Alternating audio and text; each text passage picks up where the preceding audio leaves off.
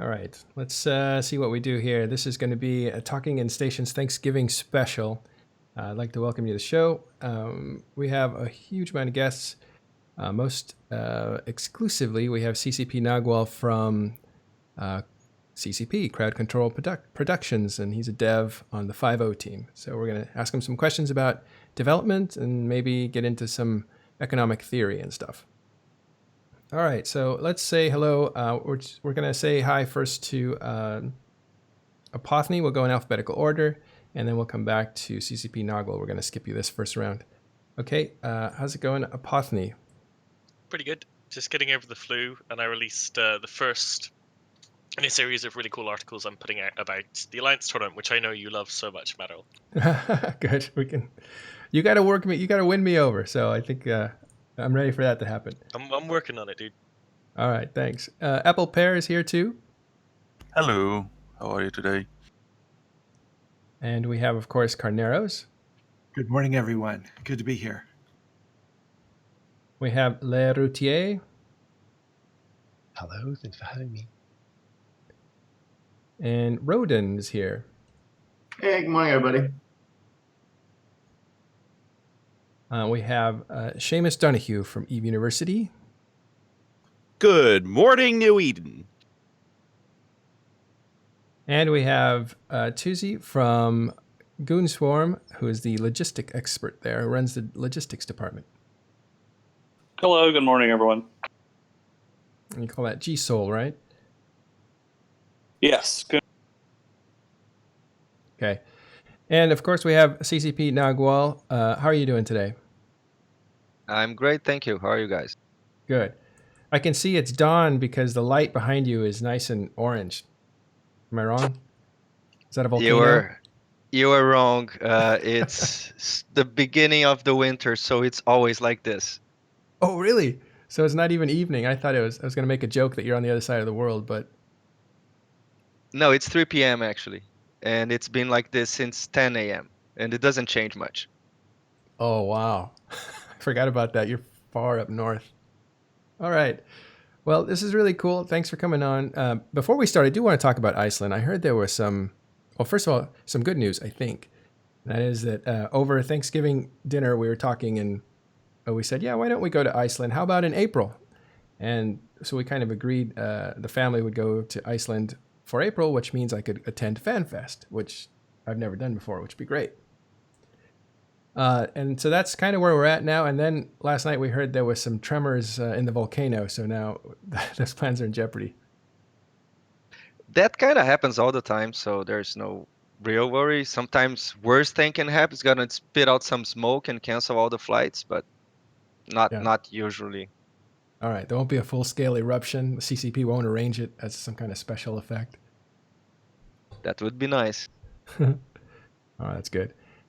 All right. So, well, first, let's get to know you a little bit again. We met you in Vegas. Man, you were the center of a lot of attention, I have to say. And so people were buzzing around you. They were like buzzing all around you and, trying to drink with you and talk with you and stuff like that. But you're one of the newest members of CCP, although it's been a while now, and working on the 5.0 team, and that's a team that's in charge of really a lot of stuff. What is 5.0 doing? Yeah, we do a lot of stuff. We mainly structures. That's the kind of the meat and bones of our work now. So I came in last year working on the ECs, the engineering complexes. That was how I got my hands dirty first with all the technical side of Eve. And then we moved on to the refineries and the whole moon mining thing and the reseeding of the moons and all that. That was like a bigger, more impactful thing for the game, I guess. So it was a bit trickier. And we're still doing that. But at the same time, we take care of a lot of like end game-ish systems. So basically like no sex stuff that we touch corpse and we touch all the sub stuff. And yeah, so lots of balancing. But that's a lot with Fuzzy. And yeah, so we have a lot on our plates right now. So there are like two of you in the dev Your side. hard of work's it, right? appreciated. Yeah, very much so. Thank you. So the big, I guess there's two of you in that team that are the game designers, and there's a bunch of other people that do different things. You're Programmers. not allowed to tell us what you're working on next. Yeah, as we announced, we are actually now preparing what we call the Upwell firmware update. So it's a lot of changes that are going to come up as how the structure's defense works. We think that we could shake that up a little bit. Since the Citadel release, we've seen a little bit of staleness, maybe, and yeah. So we're gonna improve them now, make them changing the timers. Some of that was talked, balancing a lot of the defenses capabilities they have. So we're working on that right now full time. One thing I'd love to hear from you, because a lot of the devs that are more public facing have been ex-Eve players. So, for example, CCP Fozzy, CCP Rise, many of the devs we know kind of came from Eve and then went into a dev role, whereas you came from the gaming industry in general. For example, you mentioned you worked for Ubisoft before. Has there been anything interesting coming from, other gaming companies to CCP and working on Eve that make Eve kind of weird and different and strange from a design or development perspective than compared to working on the latest AAA release or what have you? Yeah, I played Eve the first time in 2004. I did the tutorial, I played for like a month or so, and then I gave up because I was at school at the time and I had other stuff to do. Then I played again 2007. That was also a short stint. So I've been following Eve as I have been following other very player-oriented games, as I like to say. So like I put it in a category like Second Life was something that I followed very, very much. I always follow, especially MMOs, because the community actually decides the rules of the game as much as the developers. So when The Sims Online came out, some players were banned because they were making brothels in the game, and Maxis. Yeah, that's a case that I studied. I actually I quoted it in when I was writing my master thesis. It's that like community-based games, the players decide what happens as much as the developers. So Eve is the longest running game that actually does that consistently. So it's a game that I've been always following in that sense.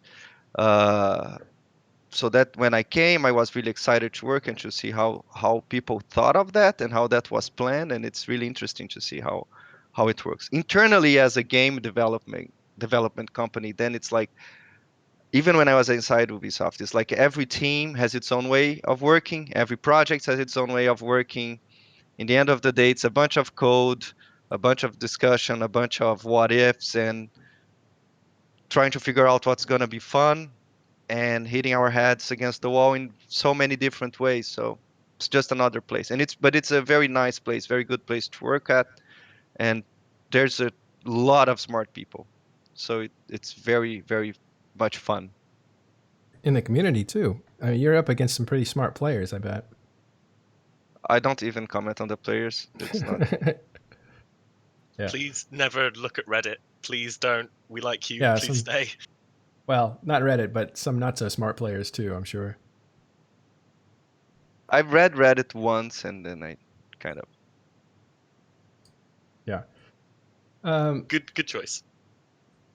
All right. So I guess the first thing we want to talk about is actually the moons, which is the big change that came through not long ago. And I guess at EVE Amsterdam, there was some information that Test was the first one to actually frack a moon and break off a chunk of it and mine it.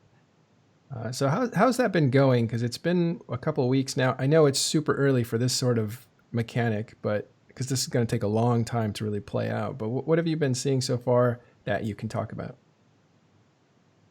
There's a lot of stuff that we've seen, like good positive signs. This is something that we're keeping a very close eye on with as many metrics as we can. We had prepared a kind of a follow-up plan. We had some expectations. I think everything, there's nothing that popped out like weirdly. We had some nice surprises, as like the huge amount of people buying the blueprints when they came out that was like a lot of blueprint buying. We were super happy with that. So it means like people were investing on it. Mhm. Since the cycles are long, it takes at least a week to get the thing going, to get the full extraction, and they still had to to put the structures and all that. They had to scan the moons. So everything's going very fast, and it's still going up the line. We are not at the level of previous production, but it's going up super fast. Like we're very happy. One of our goals was to have more players engaging in the overall moon mining, moon materials, uh, like production gameplay, to have a larger number of actual players involved.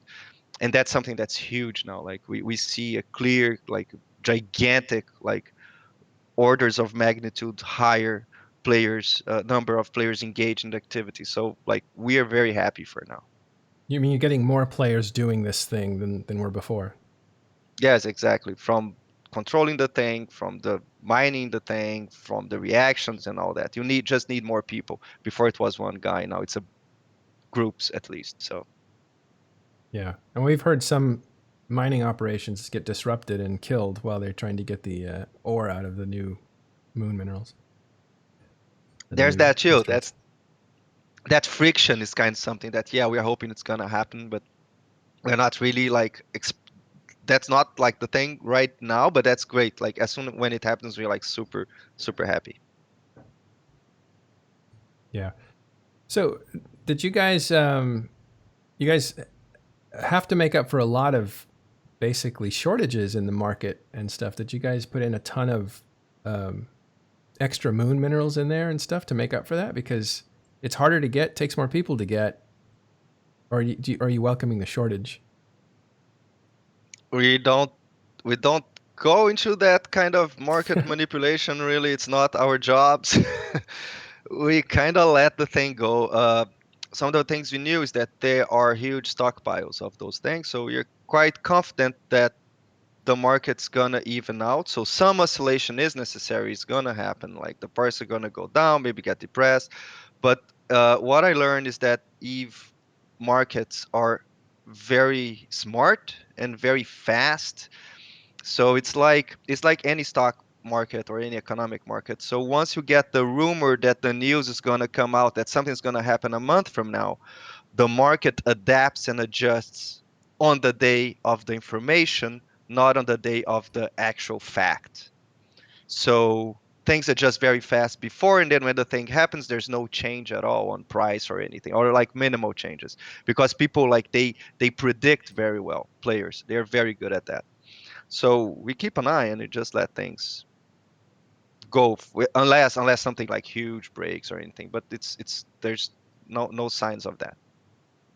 Are you seeing players PvPing in different ships due to the market shortages? I don't think so. I don't think we see. There's been not anything like clearly on any numbers. The numbers are very big. For them to shift would take a while.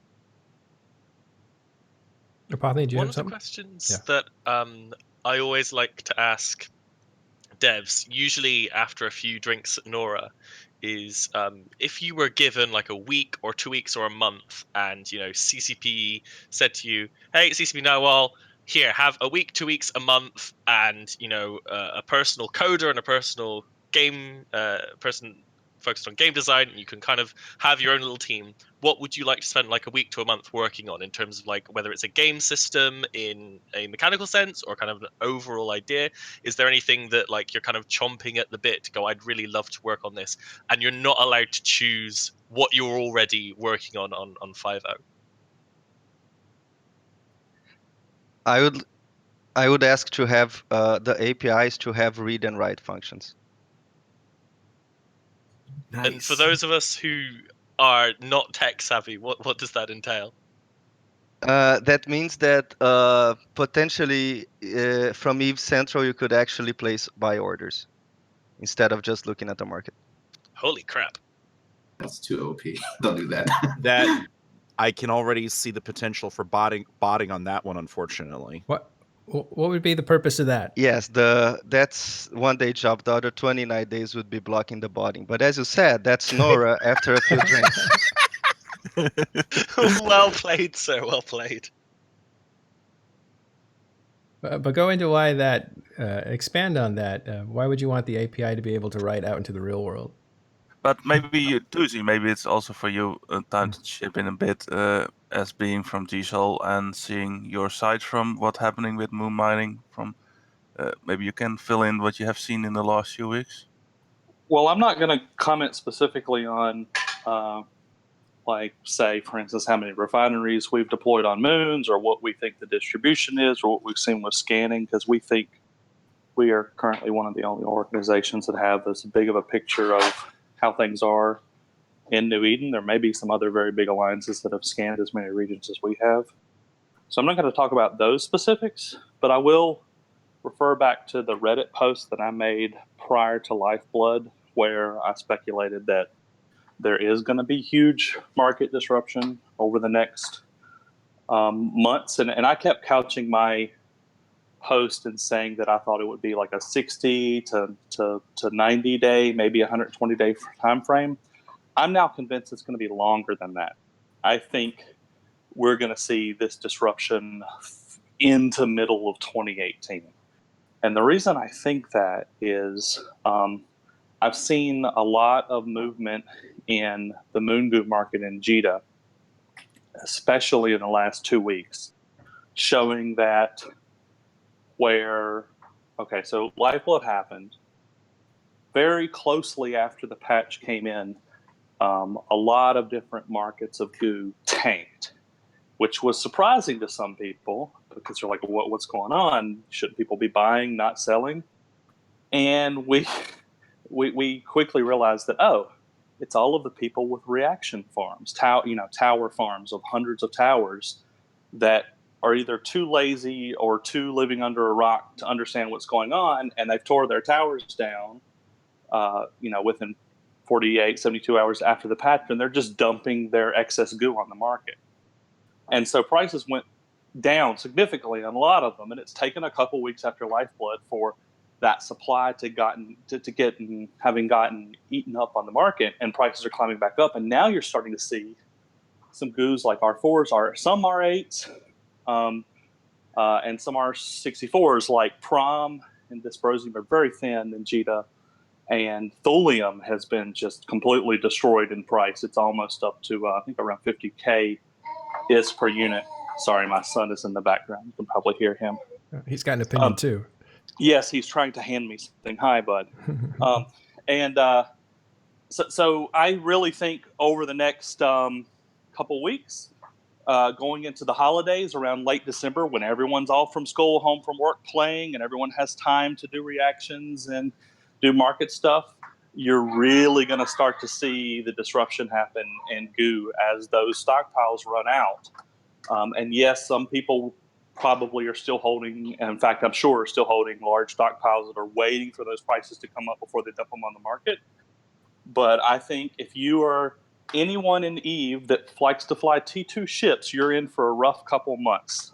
For instance, I'll call this specific one out. Go look at the price of devoters in JITA. Look at how many are on the market and look at the top price. There's 2 sell orders up for them that are higher than any of the rest.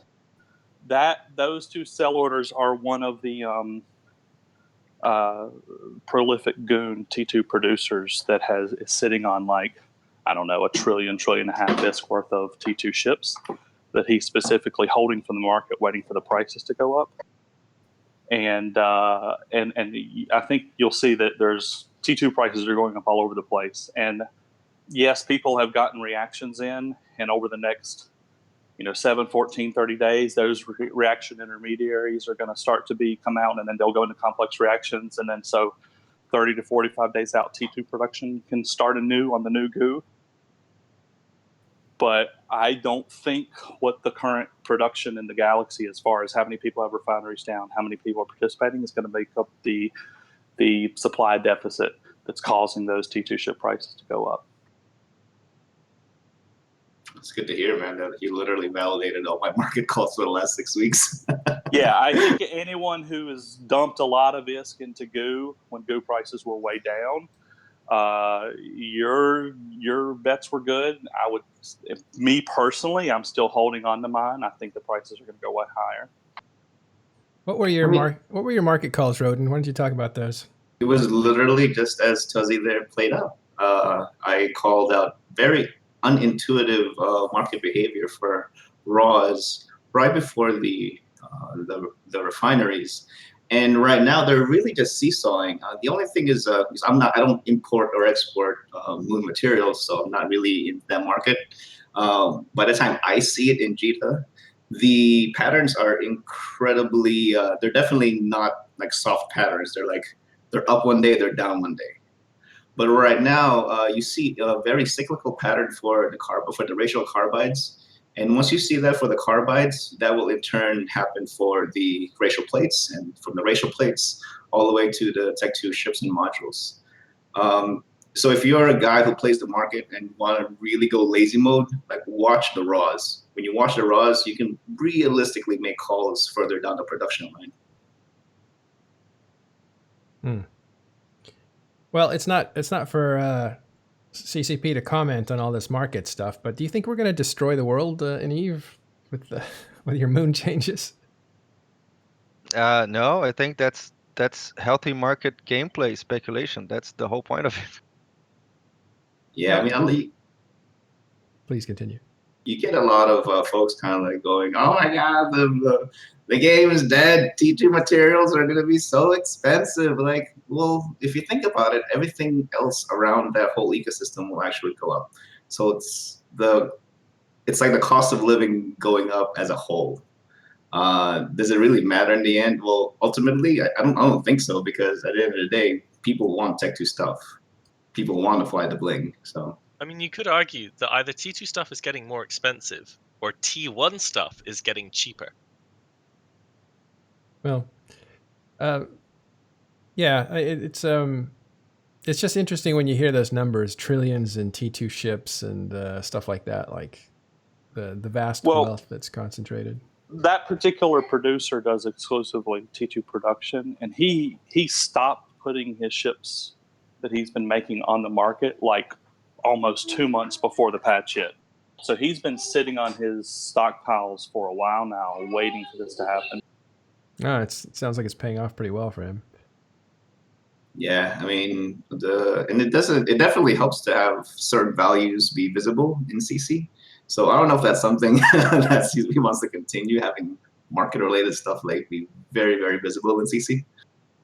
If I can ask you a market question, Roden, I don't know if this is your wheelhouse, but what the hell is up with Harbinger Navy issues? I've wanted to be 5-man for solo, dude. So, and like they're like 150 mil more than every other Navy battlecruiser. Dude, so imagine the scale. I actually covered this week.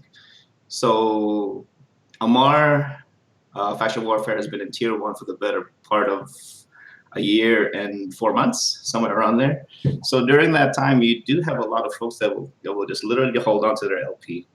But because of the increasing value of LP for Amarr because of low tier, it's kind of just the way the market works. People will buy into or sell into the Navy ships, and then that increased in buy orders will naturally increase the sell orders.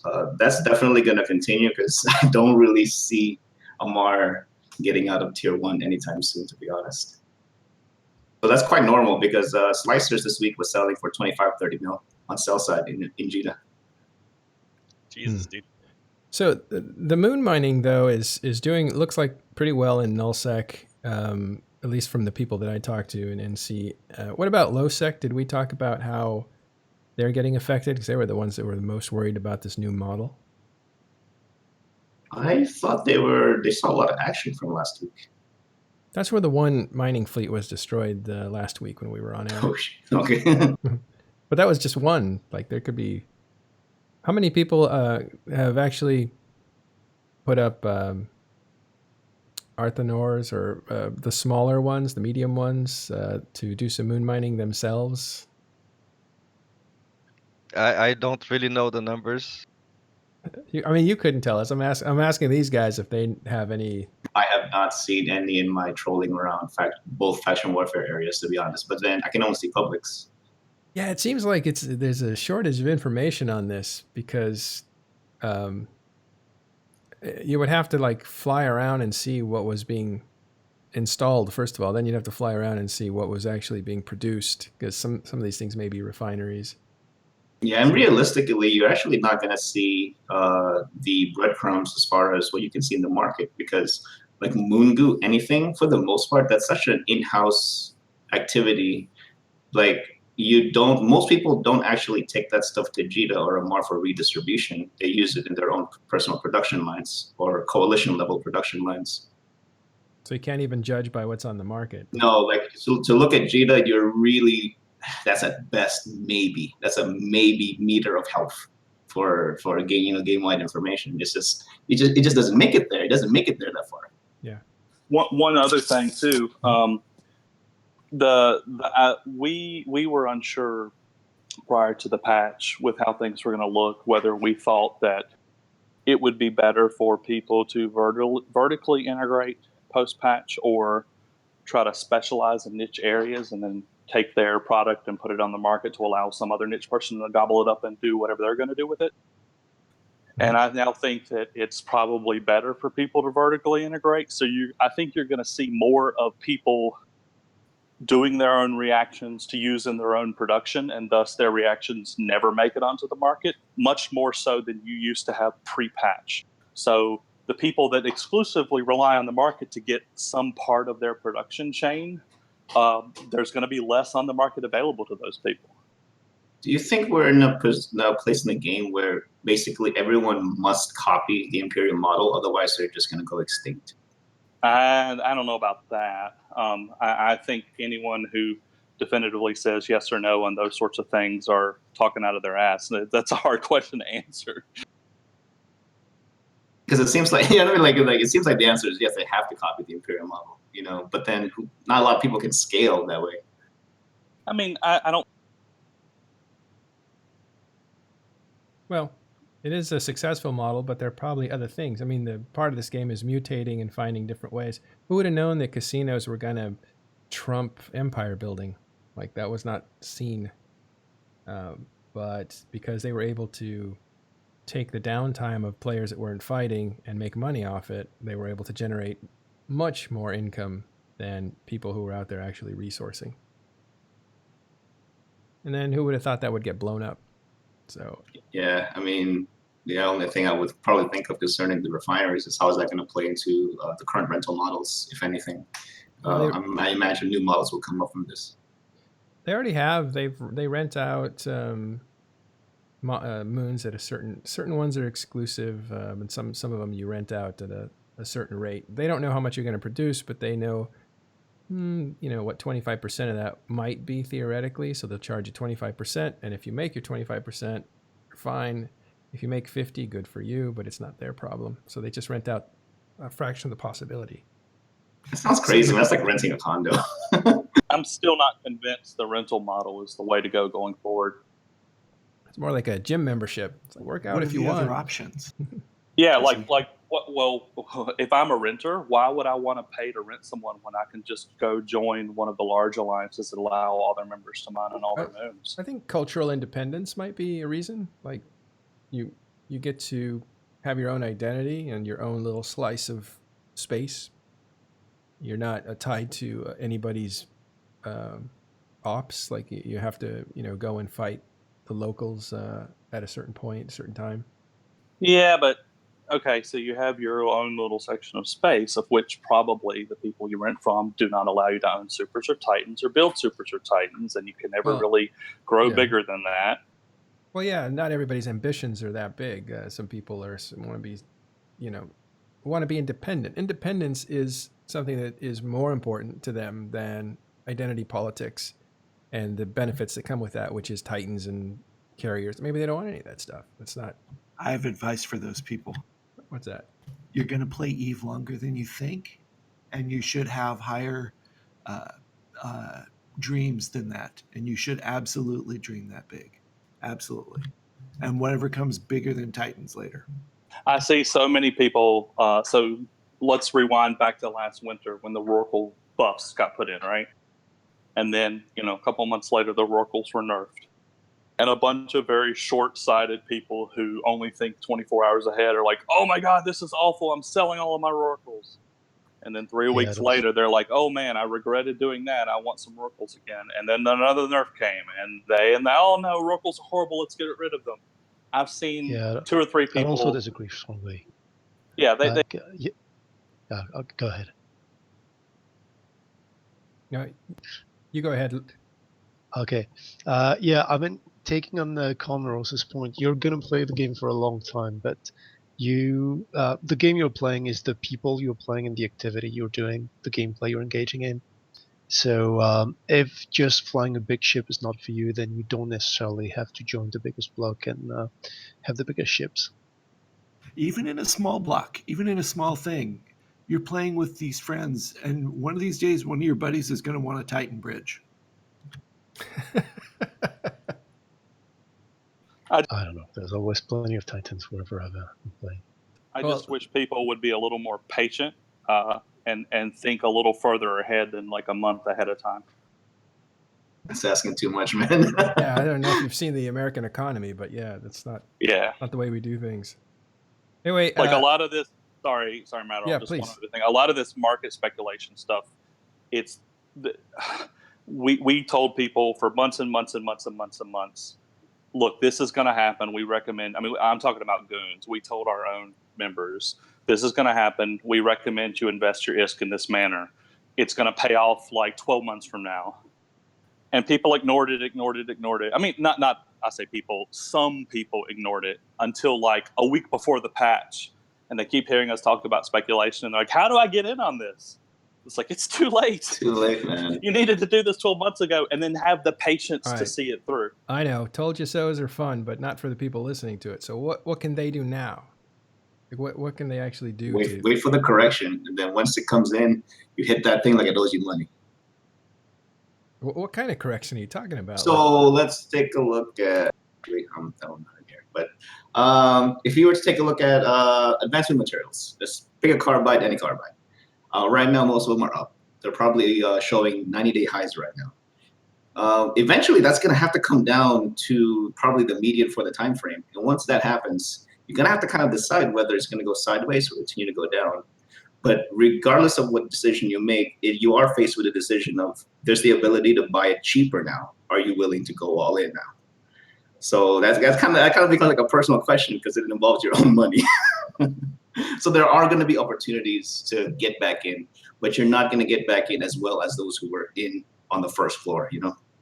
Well, that's why I was trying to nudge CCP Nagual to see if they put in extra minerals or to try to figure out where it was all going to end. Is there enough supply in there, or is it going to be drought for a while? Plenty of stock, man. It's just a matter of like how much the faucet gets turned on. There's in that, as I was saying, like, this is market speculation. Like, the thing's too high, you short it. The thing is low, you long it. It's not rocket science. It's just like seeing where the market is and where it's going to. And it's a very, very fun gameplay. And some people do it amazingly well in EVE. And they should be doing it in crypto because that means real money. But anyway, do it in EVE. I mean, actually, that's a... Cryptocurrencies you're talking about, like Bitcoin and stuff, right? Yeah, it's basically the same thing as they are doing with the moon materials. That's scary, exactly though, man. the same thing. That's scary. Well, it is interesting. I mean, EVE has a cryptocurrency. Well, I don't know if that's technically correct, but it is a currency that's virtual. It does have an exchange rate at least one way, and if you RMT or real money trade, it has an exchange rate the other way too, much lower by the way. So don't do it. But yeah, no, it's not a blockchain, but yeah, it's another discussion. But the things that we will not, and it's still not time to think about that kind of like, because as I said, like the things going up, players are still putting structures down, refineries down. It's still like picking up momentum. So we have not seen the stabilization of that. It's too soon to see that or even to think of that. So there is a lot of stuff to happen in terms of adaptation of New Eden to the new rules of moon mining. So we're still looking at that. Like, look at Citadels. Like, Citadels came up years ago, and now we are doing the first update for all the defensive capabilities. We are redoing the whole cycles and all that, because it's a long game. EVE's a long game, and we can't really like scare away and change direction every 2 months. Not only because dev takes time, but also because the reality takes time to be correctly deciphered or something. Yeah, it's it's something I've heard before from CCP devs that it takes a while to see where things end up because they keep changing, and sometimes the first few weeks, first month, that may not be where it's going to end up. That's why iterations sometimes are slower than some of the players want. They may see the problem, but the problem isn't necessarily widespread until later, and then CCP might look at it then. So yeah, this is a game with long game, right? Especially economic long game. You guys I are think all in all financial. aspects. Yeah. Go ahead, Nagual. I think it's a long game in all aspects. It's been running for 15 years now, so. Yeah. Well, obviously I meant the thing that seems to be. Oh, I guess you're right. If I think of history, that's connected. If I think of economics, that's connected to 10 years ago. What's not connected is all the little losses and kills and stuff, but definitely the lineage of heroes and people who were good at this game and who learned from them and stuff like that is all years in the making. Yeah, I mean, you can definitely see that not just in those kind of large-scale civilization building type stuff, but also in the behavior. Like these days, like I remember back in the day when people actually fought for space to get resources. Do we still do that? Is that still a thing these days? Oh, I think the whole last episode was about that. Was fighting that fight, the circle of life, and yeah. But what's there to fight for? Because like, if I'm not fighting for stuff, what am I fighting for? So you're channeling Caleb. That's what I'm getting, which is Hell good. yeah. Which is good. One of the things that might be worth saying is that if you think about the largest industrialized Nullsec alliance, i.e. the Imperium, they are self-sufficient off of a region. No one else is nearly as large or in such a small space. So perhaps it's not a case that people aren't willing to fight over stuff. It's just that everybody has all the stuff they could ever need and they're not maximizing its use yet. But isn't that a situation that we need to kind of just, like, you have to put in the hand of God and disrupt it, right? I mean, otherwise that kind of just becomes stale. Well, either A, add 200,000 more players to the game so the resource is more scarce, or start chopping off resource availability, I guess. Or make, you need to use it more. Dare I say, jump raiders. One thing at Putney is that, and that somebody comments in the chat also, that we as the Imperium are a net importer. So we're not completely self-sufficient yet because we import more than we export, and to get our things done. They're also still with regional. What imports do you need? Just in general for an alliance, not necessarily. You want to make stuff? any ship that isn't a T1 subcap or a capital ship that isn't T2, like a jump freighter, cannot be entirely supplied within the supply one region. All of it has to come from other regions. T2 ships, if you go look at the blueprints on a T2 ship and see what goo you need to react and which intermediates into which complex, and you see where it comes from, it's, I think, and I don't do T2 production, but it's like the R32s or R16s or something of that are regional. And so, like, for instance, we do not have hafnium or cesium in Delve. If we make anything that requires hafnium or cesium base resources, it has to come from somewhere else, which means Cheetah. Cesium, I haven't even heard of that. It sounds like it's made up. I think it's an R32 or 16. I forget. Again, Cesium I don't do is a prediction. real life. I thought it element. was. For some reason, I thought it was Caesar related. So yeah. No, it follows from sodium and potassium. It's the one where you chuck it in water, it explodes. Oh, stop being so lovable and smart, Epothny. Oh, I mean, I I'm can't sorry. help that I'm handsome and intelligent. Like, I'm getting guys. real-time feedback from Querns here, one of the finance guys in Goonswarm. He says it's R32s and R8s that are regional. Oh, interesting. So there's still a lot of things that you need to import. We also have a Maxilon problem still. That I think I know at least if we do some super production, we sometimes import it from Jita because we don't have enough really in Delft to build the stuff. And there are all kinds of things like fittings, indeed taupes, all kinds of things that we need to import. And sometimes it's easier for people to import that they're not used to having a local market. So yeah. Can I just throw a quick question out there? So we established that imports still do happen, but in the future, is having a better interface for trade for coalition friendlies a potential better option versus importing items from large hubs? Like a better interface for trade from coalition to coalition, or for groups of alliances to groups of alliances. Is that for me? For anyone, actually. Yeah, it's for you. It sounds like it. Yeah, boy. No, I don't think. Well, to be honest, I think markets in Eve could do with a lot of help and love from us in general.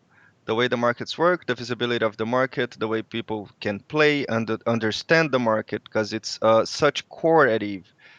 And I think that the tradability, the fact that everything is liquid in Eve is such a powerful thing in the game. And even though it would be interesting to allow alliances or corporations to do corp to corp business like B2B stuff like that, it's an interesting thing, but I think that there's a lot to be done on the actual direct market that we have right now before going through that kind of development. So thanks. Are you gonna do that development?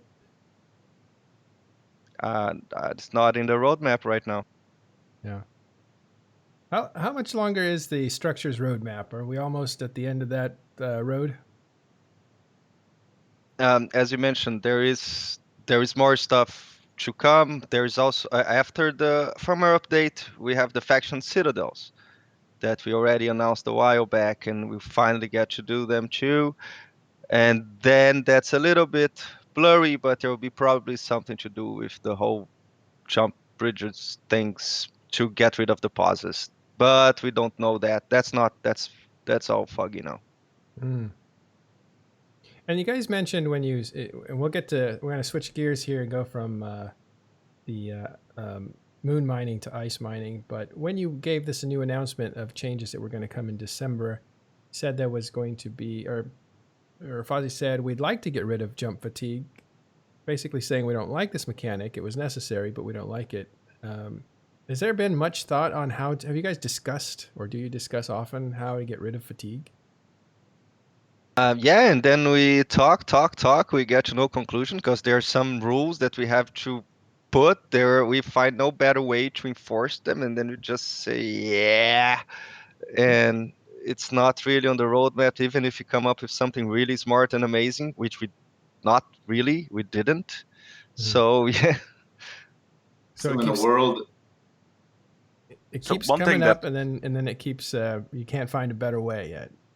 Yeah, one thing you change is Sounds like the old ECM discussion. Everybody has their own opinion, but nobody can agree on an opinion. Nobody has a better solution for the way ECM works.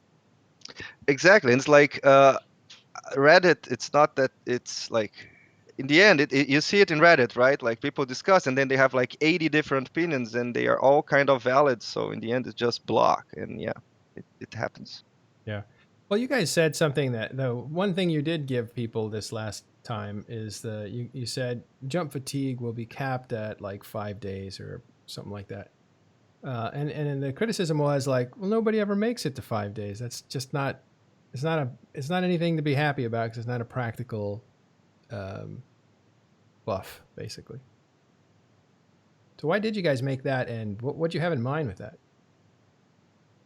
I don't know. Maybe if people stop at 2, maybe they'll stop at 3 now. Like the practical actual stop's gonna be a little bit further. I don't know. we'll see what happens. Sometimes you just have to shake, so people redo their Excel sheets, so people rethink their strategies. Mhm. It happens, it works. Maybe something good will come out of it. But we knew that it's something that needed at least a little stir, so I went for it. Yeah. So you brought it down a little bit, and then you said that we'll look for a better way to do this, but like you just said now that it's hard to find that better way, and so it comes up, gets dealt with, nothing really happens. So do you think that you'll have down the road another reduction in the max amount of, like, why don't you guys actually just percentage wise say 10% off jump fatigue and 10% off jump timer or something like that? Are there super easy reasons I'm not thinking of? I don't know. I really have to sit down with Fozzie and Rise. Mhm. And if I say anything wrong here, they're gonna probably hit me in the head. So Okay, we'll take pressure off you. Sorry. All right, so we can now talk about the ice mining changes that came through. You guys, what were your guys' initial reaction to that? I'm making so much money off ice products right now. It's Why- ridiculous. What did you do? What did you do to do that? So right at the announcement, buy all the ice things. Hold on to all the ice things for 1 week and see it increase in value by 15%. It's great. All the raw minerals, right? Yeah, all the topes. Yeah. I'm so sad that LO is so big that you cannot move it easily to Jita, because I would be so. Dude, Liquid ozone, right? I'm not sure what it Yeah. looks like in the Imperium space, but like for other nullsec regions, LO for exporting looks really, really good. People just throw it away. The price is like the cost is the movement. Like it's around 800 is an M3 to move things from Delft to Jita. So it's that is really the cost in doing it. The price is it is a bit higher now. It's like 40 to 60 ISK a unit. Before the change, it hit the lowest point around 20 ISK a unit. So I have pretty much been stockpiling all my LO from the last year of ice mining, but yeah, the cost is still not there to make it profitable for me to move it out of Delft to Jita to really sell it there, and the prices in Delft, in my opinion, not high enough to put it on the market there. Oh, man, maybe I'm just lucky, but at least in Providence, I'm looking at a 35% potential margin between Providence buy and a Marcel. So you were saying that it's basically a byproduct in Delft, right? Yeah. Where the Imperium is. Oh yeah. We like nothing prior to this patch. No one was consuming LO. Like It's liquid after ozone, by the way. Phoebe, liquid ozone. The only thing that consumes liquid ozone is jump bridges, lighting sinos, and it was used in fuel block production. I think I don't make fuel blocks, but it wasn't a large amount, and so the amount of fuel blocks being consumed by everyone, and the amount of people going through jump bridges and burning LO was just not at all keeping up with how much LO was being produced from mining, and thus stockpiles were building up. The price was just going through the floor. Prior, a month or so before the patch, like Apple said, there were hundreds of millions of units of LO on the Delft market at sub 20 IS prices. Ooh. Yeah. And there are some smart goons who bought it all up I would have. at 20 IS prices and are sitting on massive stockpiles of LO now. And we're just waiting on that patch to hit, and then waiting on everyone else's stockpiles to hopefully start to get used up, and then we'll probably sell it off. Yeah, I think I don't know if it's enough for the LO market to really stabilize to not being a byproduct anymore.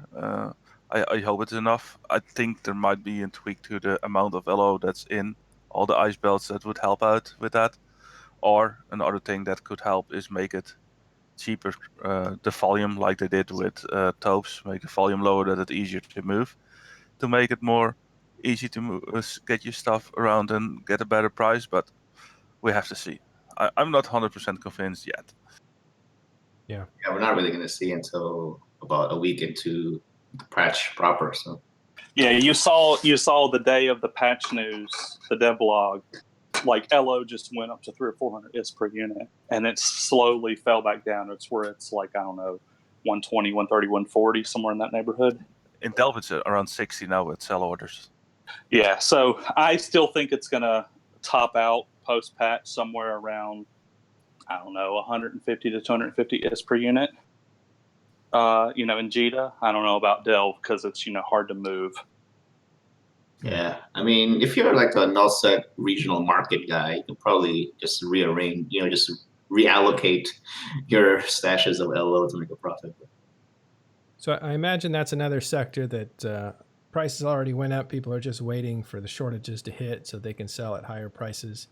What can people do before that patch hits to mitigate how much money they lose for not preparing? What can they do now to save themselves some money? If you're a fuel block producer, I think it would be a smart idea to get yourself some ice materials. Now the prices have dropped again after the initial news landed when it spiked really hard. You see, it's the same with dopes that have been stabilized a bit more. They are a bit higher than they were before patch, but are not that high yet. What I assume after patch, because that is really where the hit is going to happen, in my opinion. There's a lot of fuel out there. Someone says here in the chat, there must be months away from shortages, or because the usage has also gone down, right? I mean, jump fatigue has curbed some of the usage. Yeah, it's went down a lot, and I can even say, like, for instance, with jump bridges, pre-Phoebe, we used to burn through millions of units of LO a month to refuel the jump bridges in the Imperium, and post-Phoebe, it went down to nothing. We have to fuel a jump. There's like maybe 4 or 5 popular jump bridge chains that we have to fuel quite often, but we're talking a couple 100,000 units at a time to get them all topped up. And then the rest of Delve, it's like we have to touch them once every month or so. So there's just no LO usage as far as jump bridges go pre-patch. And then isotopes with like moving cat fleets, the amount of IS that we used to pay to move, because everyone was doing, 10 jump moves across 4 regions. And now you're like, oh, hey, we took out a cat fleet one day this week and it jumped 1 mid and then came home, I remember when you used to regularly see jump bridges run out of liquid ozone in the middle of a fleet. Yeah. And when was the last time anyone saw a jump bridge with no liquid ozone? We had it happen when we did a lot of ups, I think, towards Quarius that we run on jump bridge out. The reason that also happened, Apple, is there was an API issue that day where the API wasn't updating, so GSOL didn't know that bridge was low. It wouldn't have happened had that not happened. That's right. It's your responsibility, is it? Yeah, so it was just a lot of fleets, like a few big fleets after each other, so it was almost impossible to anticipate that. So we get pinged. We have software set up to let us know when stuff gets low, and there was a hiccup with CCP. The API team had added a new endpoint that day, and then the endpoint messed up, and the API wasn't updating at all for those endpoints, and it wouldn't be fixed until downtime the next day. And that happened to be a day that they decided to take a bunch of battleship fleets through a jump bridge, and it ran out of LO, and we had no idea until they started whining that it was out of LO. Yeah. All right. Well, but yeah, so it almost never happens anymore. So blame logistics, and then they can blame CCP, and it keeps going. No, but that's interesting. And the point is that it's just not a reality anymore to run out of fuel because there's just so much fuel around. So it's going to get sopped up, I guess, by some of these changes that are coming through. Do you think that the changes are strong enough, Nagual? It seems like there's a lot of pause fuel left over that may get absorbed, but it just seems like it's may not be enough. No, we sometimes we don't want to move too fast, and we have to look again what's going on. There's a lot of moving pieces here and a lot of stuff going on. Our main priority is the moon mining, so we did like this smaller change. We want to see more ice harvesting. We want to see that thing get a little bit heated up, but it's not on our top priorities somehow. Like it's something that yeah, we have the time to see how it goes and eventually tune it up again after it stabilizes. And I think myself that one of the things that might have a big effect of it in next year is the changes to the active and inactive states of citadels. That a lot more citadels will get fueled because they don't want to lose their armor timer and have only 2 timers. So that you might see a lot more use of fuel blocks in that time. With the changes they do now, I think it's indeed a thing you really have to watch out for and see what the effects of those both things are before you, I think, make more drastic changes.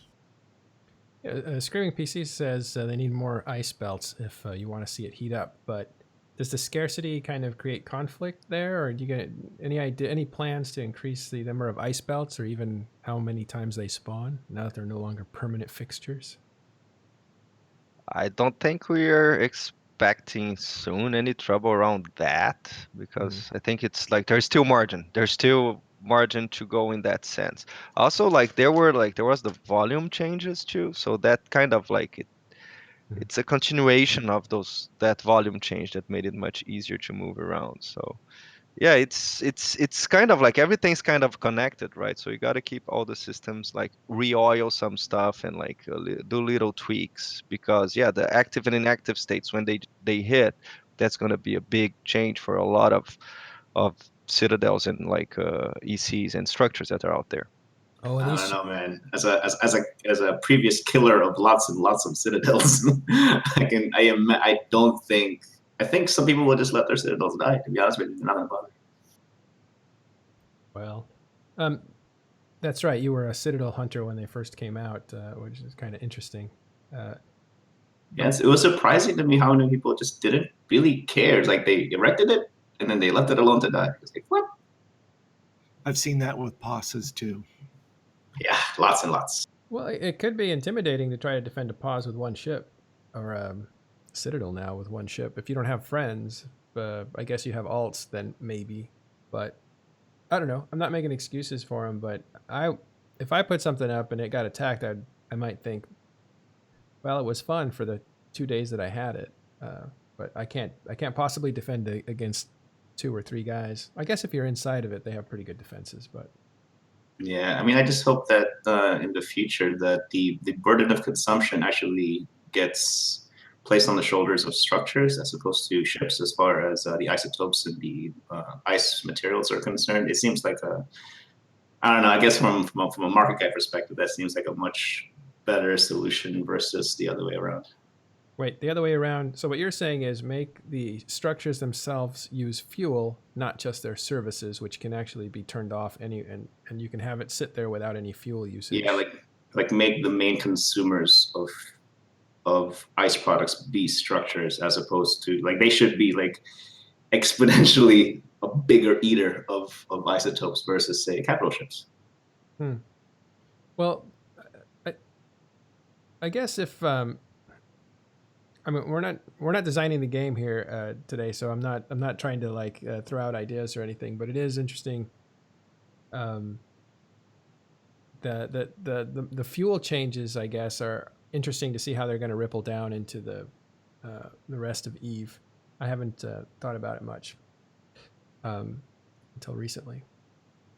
All right, Aerith is saying, I'm not going to read what he's saying because I'm a terrible reader on air. But let's actually talk about, we're going to go on to the next topic. We can come back to this if we have time at the end. But the alphas change that's coming up and the alpha injectors.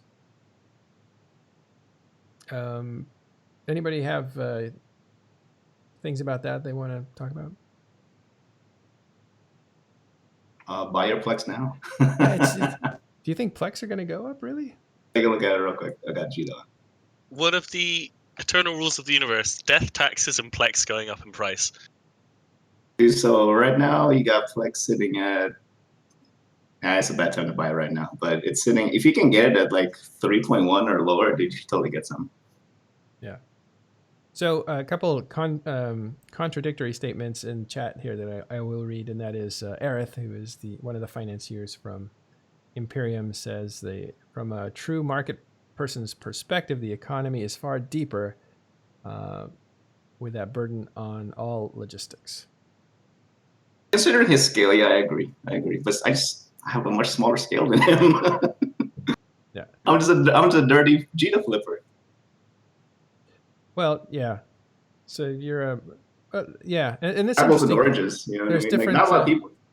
Well, because there's people who move the economy. I guess it'd be people with the same size as trillions as some of these players. And then there's people who basically are buying and selling on small scale, like you said. It's more marketeer than. So how like what's the range of fish in there? Because it seems like there's just guys that are doing a few million, and there's people who are doing trillions. The scale is enormous. I mean, there's not necessarily the scale, but the spectrum. You got guys who buy and sell Tech 1 ammo all the way to Aerith level, and everything in between. You know what I mean? It's enormous because it all depends on what your hustle is, and ultimately, right? Because everyone has a different angle on the market because they have a different perception of the market. You had a trust that you basically collected money from other players and you used that money to make investments and then you paid them in dividends. I doubled people's money in like 4 months. And then you got the hell out, it sounded like. Yeah, I got the hell out. I got the hell out because it was exhausting. I'll be honest, it was exhausting, man. So instead of running away with the money, I gave the money back with interest. So they made money and you fulfilled your commitments and then you cleaned your slate and said, I'm not doing that. Yep.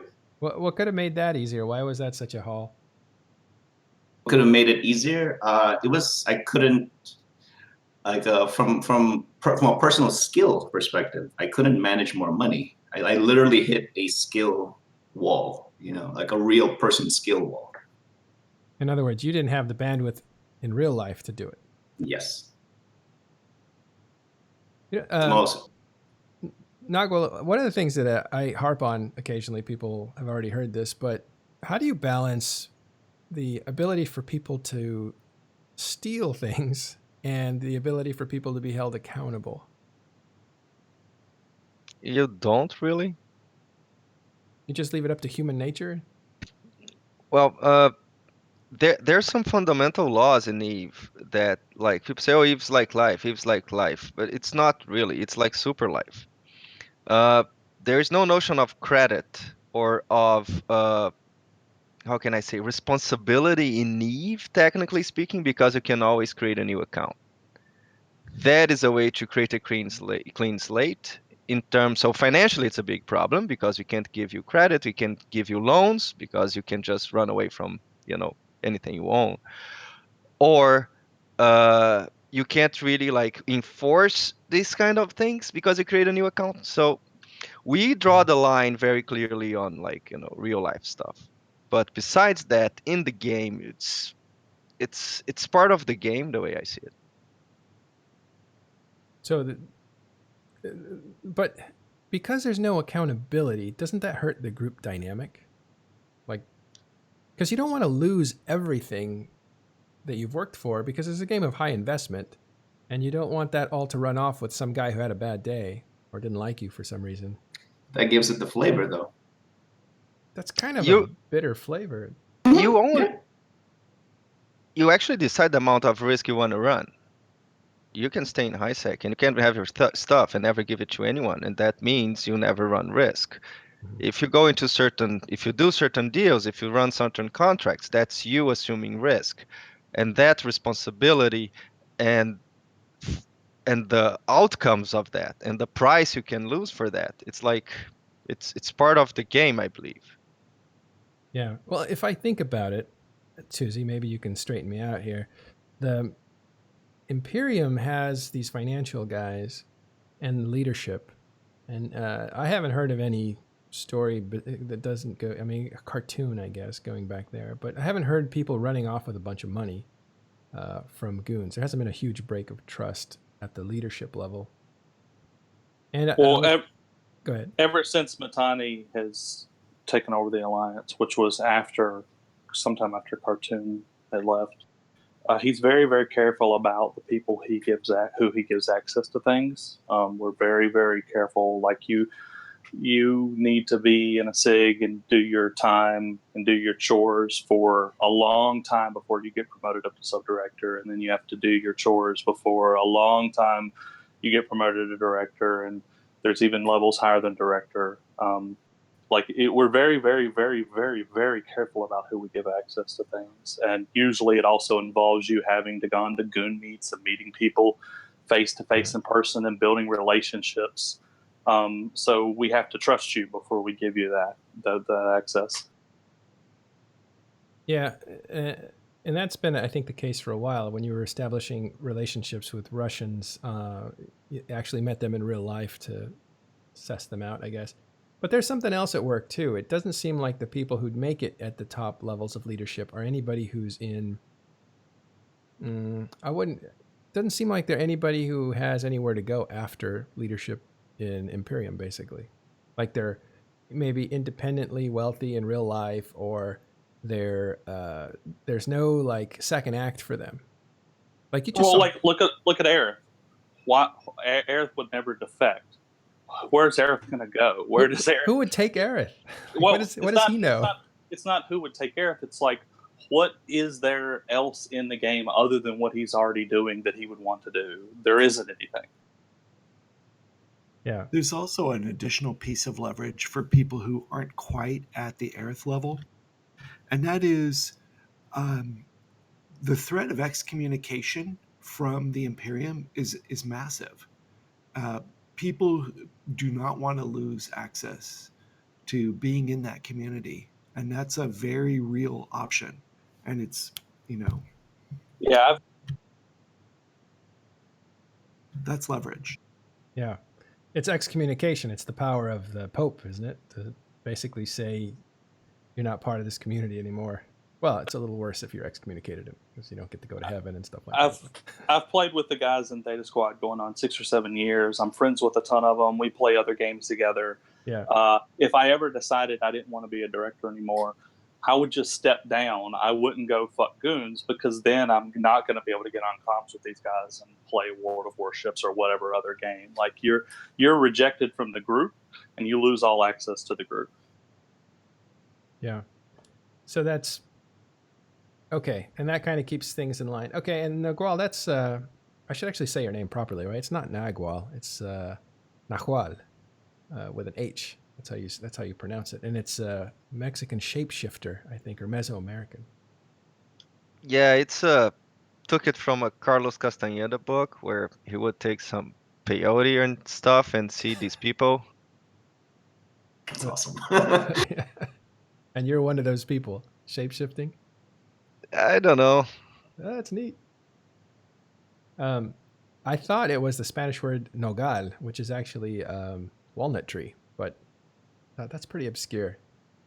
So it's probably something else. So I had to look it up. Yeah, so I don't know. The whole thing about trust and how Imperium seems to have that down. There are people who Aerith does say, he's one of the top members of Goon Swarm, that he does have one more ambition. Don't know what it is, but maybe he'll tell us someday. But the point is, you guys have different levers of what do you call it? You can hold something over somebody else that other people may not have, especially strangers on the internet. But I do think like there's something about the people who actually make it to the Imperium. Like they must be personally known and coming from other MMOs, as Aerith said. Like they must have a history that's bigger than the game that keeps them accountable. That was the word I was looking for. And that seems to be a high threshold for trusting people in EVE. I mean, Nahual, you do have contracts, and that is an interesting way to move things back and forth. And you do have, I guess, insurance on the contracts or whatever. But are there any other tools that you can build that would, but you're saying that you're not even looking at building tools like that because this is hyper real life and it should be that risky. I really think players should.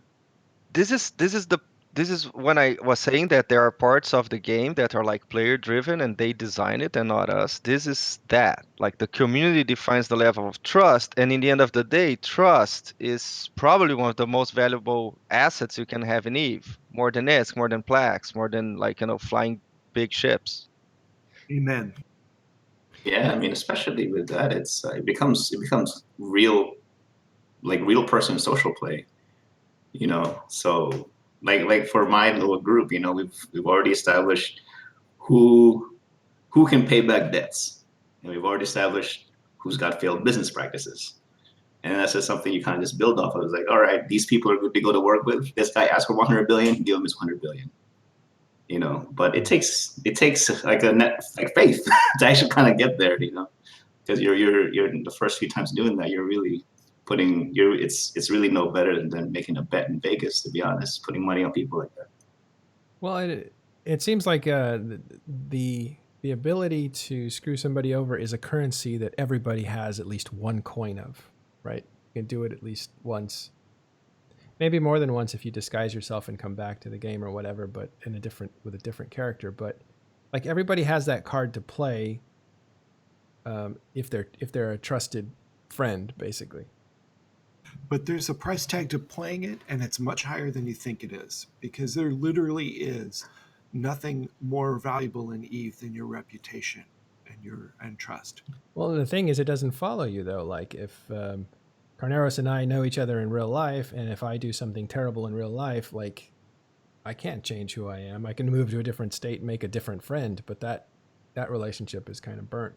And that was the yeah. Sorry, but you cannot play with your friends anymore if you play that card, because even if you took over with another character, there are too many ways for people to hear your speech voice, see how you type and write, to find out, oh, you're that person.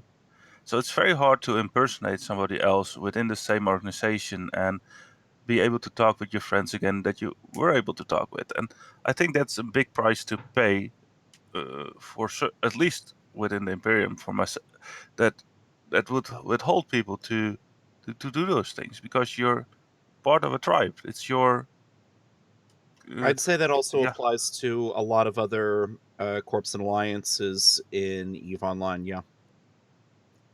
And probably even more generally, other MMOs as well. I remember hiding in EVE University when I was a CCP employee and taking effort to try to disguise who I was and not have anyone recognize me. It's not easy. What about you, Yeah. Routier? Oh, sorry. Go ahead, Tuzi. And then I was just going to... Tuzi, go ahead. If you get on comms with people and are on TeamSpeak or Mumble or whatever you use and talk to them and you screw them over, and you show up on some other comms and there's some guy that quit Goons and joined Horde 2 weeks later, you could get recognized. It's a lot easier to do the whole burn your character thing and switch to a new character if you never get on comms or you hardly ever interact with them. But there's also, you limit what you're able to do as a spy or, as a thief or whatever, because if people only ever see you show up in a chat or on a forum post, they're not going to trust you very much until they get to know you better. So you're never going to get very high level access. So, you have to invest the time in the org to get that access. But by that time, you've made friends with people. You don't want to do that anymore. It's hard. It's harder to do than what people think it is. Right. Well, it's interesting. There's a lot of things that I'm thinking about now. A lot of them are real life things I can't really talk about. But if I was looking at it, I would be thinking that what the Imperium has created is not something that can just be created by a group that decides to just pull their resources together, like a super group of 4 or 5 alliances that come together and say, come on, let's all do this. Like, they don't have anywhere near the roots that Goonswarm was able to have, because they all came to this game together, and they all, not all, some of them came together, the leadership at least, and they all come from different games and have real life relationships. And when they do tight diplomatic stuff, they actually meet the people in real life, and that's when they kind of bond to see if they really like each other. In that situation, you have a much stronger foundation of trust than you would have had in CO2, for instance, where you had people talking long nights about each other's backgrounds and kind of enriching their friendships through the internet, but no real, almost physical connection. And then you're in that situation, it seems to be fragile enough to break, because mistreatment got to a certain point, for instance. Are you implying that real life relationships are stronger than internet relationships, and actually the game have stronger corporations because of that? I actually am saying that because we can't design that. We can't have that. That's on you guys. There's well, you are. examples of, You help us. You help us with this meetups. That's where we go and make our deals. That's where Matani meets somebody and says, "All right, I like you. Let's do business." It's all in the CSM summits when Aerith recruits you to the inner circle. Exactly. Like those are the opportunities where fractures are made or bonds are made tighter and stuff. That's how the Bastion started 3 years ago at EVE FanFest in Reykjavik. Yeah. There's we personal negotiated relationships are strong. Yeah. Go ahead, La Routine. La routine. Yeah, sorry, go ahead. Non, c'est à toi. Nice. Yeah, no, I meant there's also, it's rarer, but there's also the odd case of personal friends, people who know each other in real life, and well, not close friends, but who actually do know each other, and backstabbing one another, and EVE Online, that's particularly hateful and hurtful. I've known a couple of cases like that, and apparently that really hurts. Yikes. So EVE is bigger than real life friendships. I imagine that can happen. Well, at least to some of them. I don't know how close friends they were, but the guys claimed that they did know each other in real life. Yeah. Well, look, Nahuel, somebody compared you to a cross between Benicio del Toro and Matterall. So you're welcome.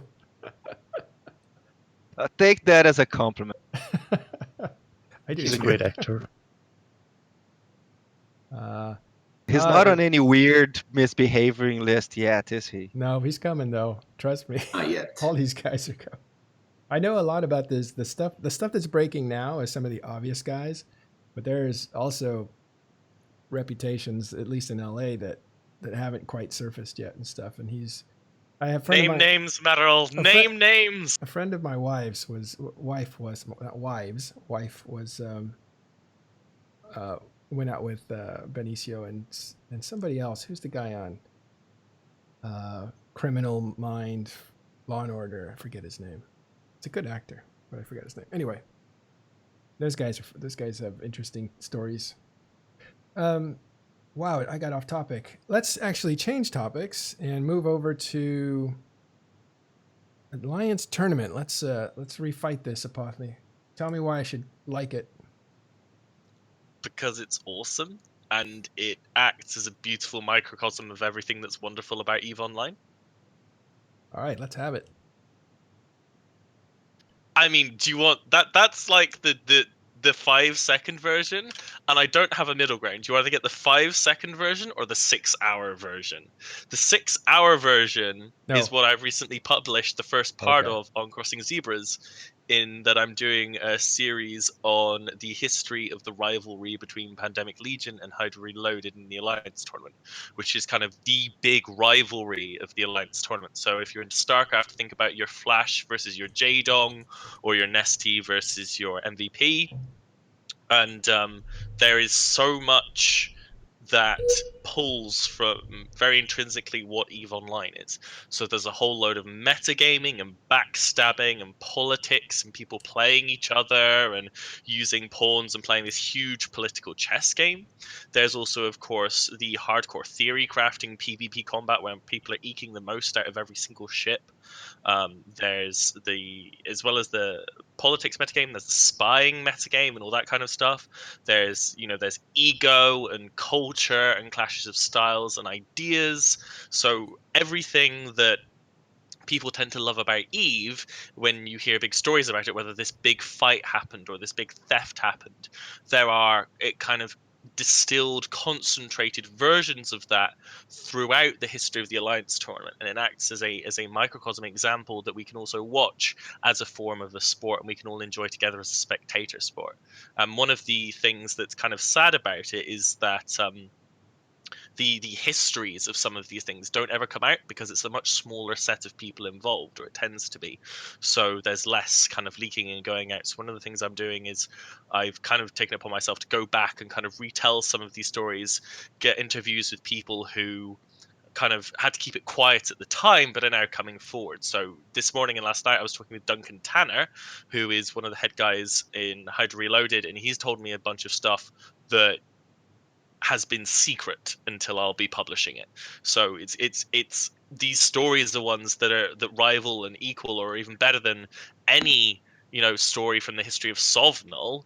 They're just as amazing and unexpected and dynamic as any of those stories, and that's one of the reasons I love the Alliance tournament, even though my personal interest is more in the theory crafting, hardcore kind of work PvP side. There is also that insane social component that more people tend to associate with high level EVE Online. Cool. I'll have a viewing party if your article turns me. But as we said earlier in another episode, one of the problems I had with it is I didn't feel like it was connected to EVE in a very real way. It seemed like it was a microcosm of it.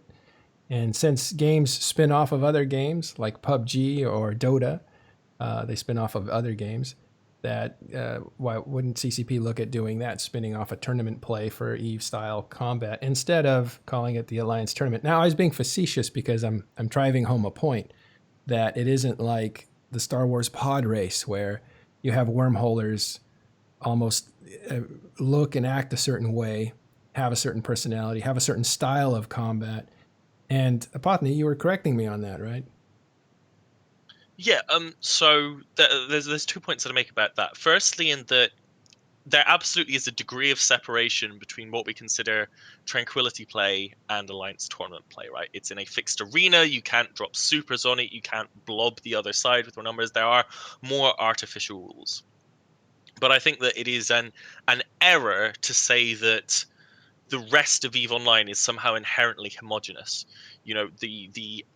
A guy that plays alone and runs level 4 missions in HiSec is almost entirely separate from a guy that does a bunch of industry in the Imperium. They do affect each other through the butterfly effect, and the markets kind of affect each other, but there are also those effects in the Alliance tournament in that people play the markets a lot around the Alliance tournament. There are real ships, real flagships, officer mods, and there are corps and alliances that form together and break apart and kind of go through that internal turmoil because of what goes on in the Alliance tournament. People get more invested in the game or burn out from the game, and there is that story. So while it is, in terms of the actual flying, there is that more obvious separation. There is still a very heavy connection to what we would consider normal EVE Online. And then when it comes to play style, and what we think about in terms of, wormholers have different doctrines to nullsecers, have different doctrines to lowsecers. That's also a very true thing. Tracking the spaceship meta in terms of what ships are people flying and how they're flying it is a really big part of the Alliance tournament, something that's very fun to do. There are several archetypes of compositions that it's even in this year was really weird. Like the chameleon comp was wild, and if you talk to team captains and teams, so when I was talking to Duncan, for example, so Hydra and PL. Wait, no, save it for your story. I want to read it and I'll let other people read it. I'll have Carneros I want to give one example, and this probably isn't going to come up in what I write because it's not really to do with it. It's more to your point. It's that so the Ronin and Hun Reloaded for a long time they've never been PL Hydra tier, but they could kill them in a best of one, and they had to be terrified of that. Not and the reason that was is because you never knew what they were going to bring. Mm-hmm.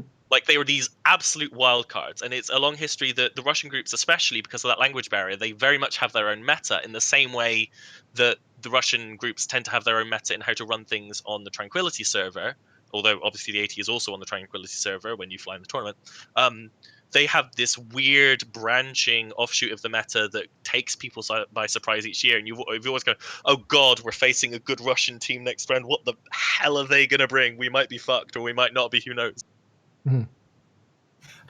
The first time I actually participated in it, which was the only time because I only did it once, it's more connected than you thought it would be. I know it feels when you're watching the Alliance tournament that it's something separate from mainstream Eve, but when you go and do it, it feels more connected. All the preparation in it, the real costs, because we're not a rich alliance. I had to buy Plex and sell it to pay for our participation, and that's it was real. And then when the stuff that they loot from the wrecks and get to keep that. That's real. I mean, let me break in. Nahuel, do you watch the Alliance tournament?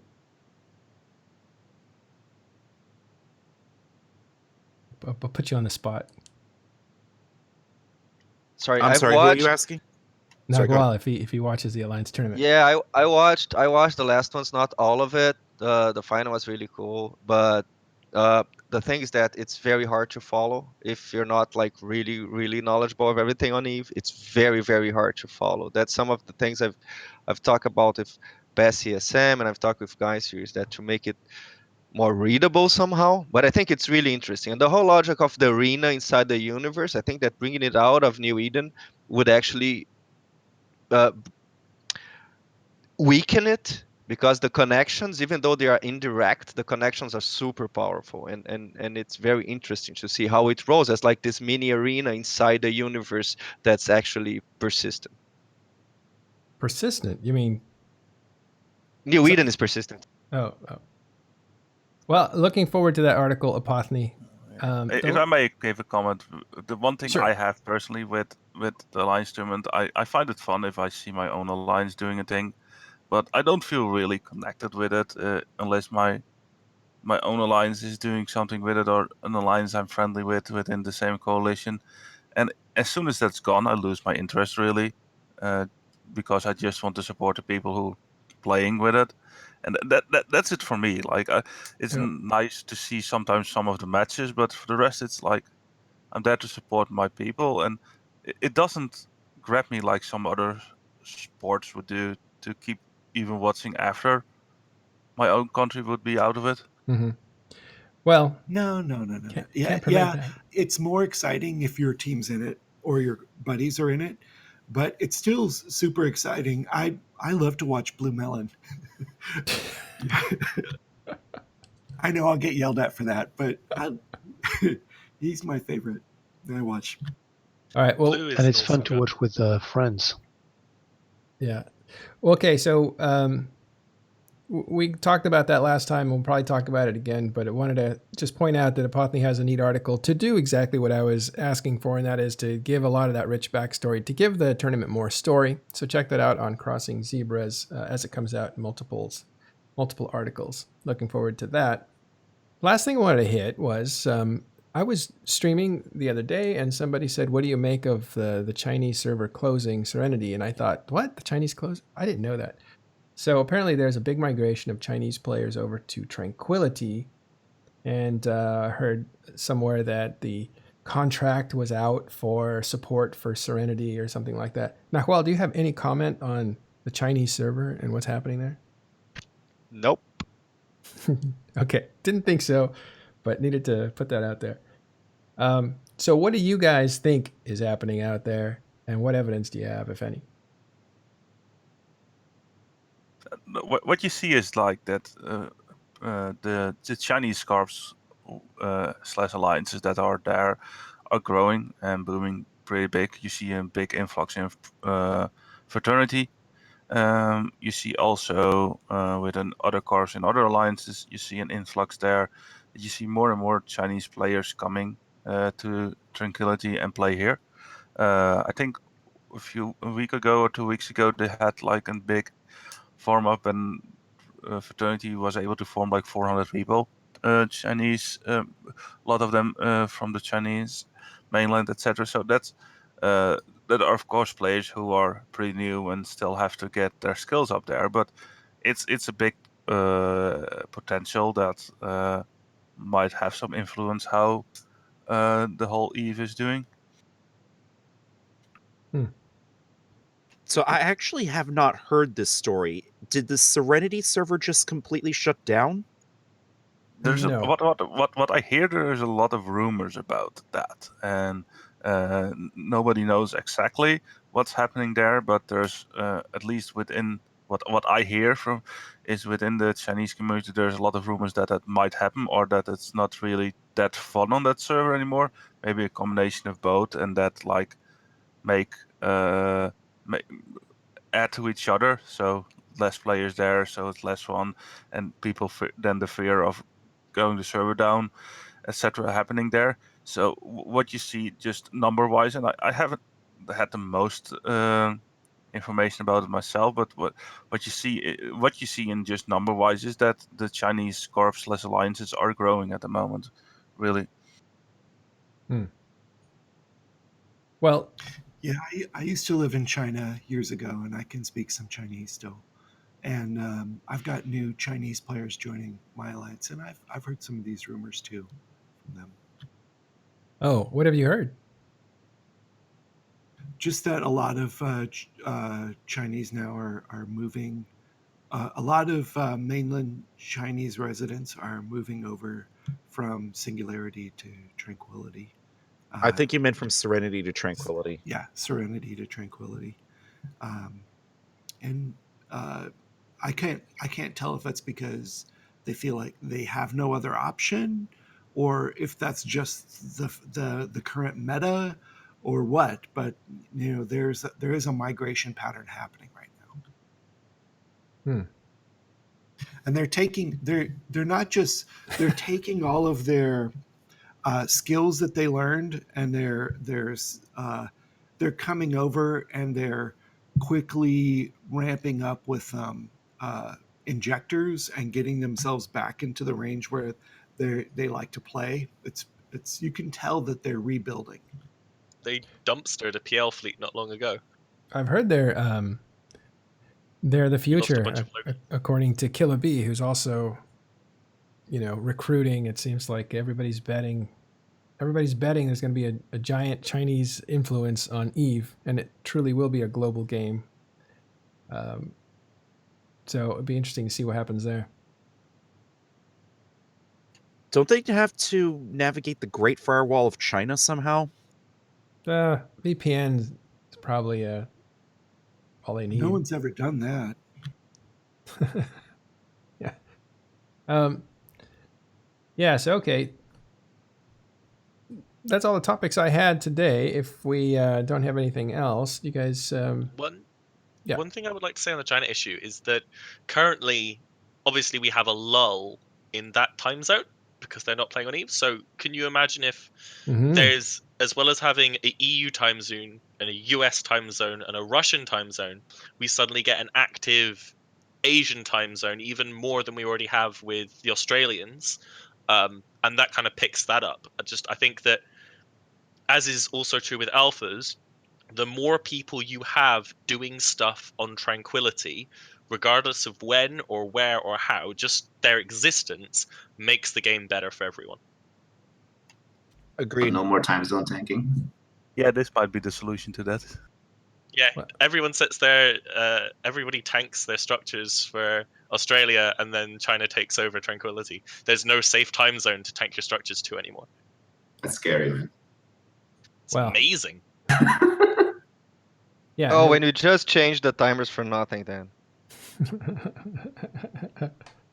That's right. Isn't that funny? Like people complain they need to have something patched because they can't work it out themselves, and then nature provides. That's why I was saying you really don't know what's going to happen. But that would be very interesting, and AU time zone becoming a little more active would also be really interesting because it would change the whole. What is it? CPU, concurrent player units or whatever of PC peak concurrent units. That's it. Yeah. We always see it go down in Australian time, and it would just be interesting to see that go flat, constantly instead of in big waves. The PC's been pretty interesting lately. We had a nice little bump at the beginning of well, it was the end of October really, and then it started like it was quite a significant bump, and then it started going down very, very slowly again. But over the past week and a half, it started going back up again. So it looks like I'm pretty much attributing it to normal seasonal change, even though it's slightly weird compared to previous year's seasonal change. But I think the current difference we're seeing is mostly seasonal, with some addition of the Chinese, just to PCU data. Yeah. Well, thanks, Nahual, for fixing the game for us. Appreciate it, because it was nerve-wracking for a while there, but it seems like they've got it under control since you came aboard.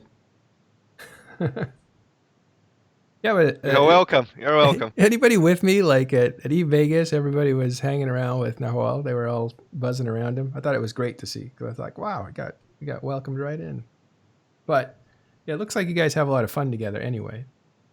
People are super nice. I'm really impressed with Eve players, and like everyone's super cool, super smart. And at FanFest and at Vegas, I had like awesome conversations with the players, and CCP is really cool too, because we can be extremely honest and candid about our comments, and there's no like PR like hitting you in the head after. It's really cool. So it's a lot of fun. Yeah, and look at this. Even Aerith says, because he's the only one that gets it, and that's a high compliment from someone that doesn't compliment very often. So. Yeah, so highly regarded. Nahual, we're glad you could join us today. Well, I'll give you guys, I'll give you guys a chance to say one last thing about anything you want, some departing comments. We had a big show today with different people. Tuzi had to just leave us, and Le Rotier has to take off as well. I can wait a few minutes, but I won't stay for very long. Sure. We're pretty much done. Is there anything else you guys wanted to talk about? Everybody have a good Thanksgiving in the U.S.? Yeah, that's good, man. Turkey sandwiches for life. We had a fun meetup in San Diego. We had some famous visitors. Goonswarm FC Chimera was visiting from Australia, and Goonswarm FC Reno Lightfoot was visiting from Arizona, and then Goonswarm FC Regalin came also the next day. That was a lot of fun. Wow. Well, that's cool. So in Europe and Iceland, they're not celebrating anything, right? Like, there's nothing going on right now? No, there was no one here to like take away the land from or confraternize or no plants, nothing. It's just like no God. Nobody to save you from Icelanders don't need starvation. an excuse to get completely shit-faced. Oh, Yeah, that we don't need an excuse. We're pretty much forward about it. Just go to the bar. How do you like living in Viking country? It's awesome. I really like it here. It's a really, really cool place. Yeah, it looks neat. Well, maybe we'll get a chance to see it at FanFest. Hopefully, a lot of people will be able to make it this year. Well, cool. Thanks, guys, for taking time. All the people making a commute. I'm glad that these guys could all come together to give you some content while you're driving around, making these drives to and from relatives' houses and stuff like that. So we'll one last note. This may look different today because I was doing all the technical stuff, and I had a computer change over from PC or Windows over to Macintosh, so everything is completely different. But I think it's going to get a lot better because this machine is just amazing, and hopefully we'll do a whole layout. I've used Mac forever for designing and stuff, but I used PC to play Eve, and so I'm just going back because Eve's on Mac. So why suffer for me? So we'll see how this works out. But yeah, thanks guys. We will wrap it up, and that's it for us this week. We will see you next week on Talking in Stations.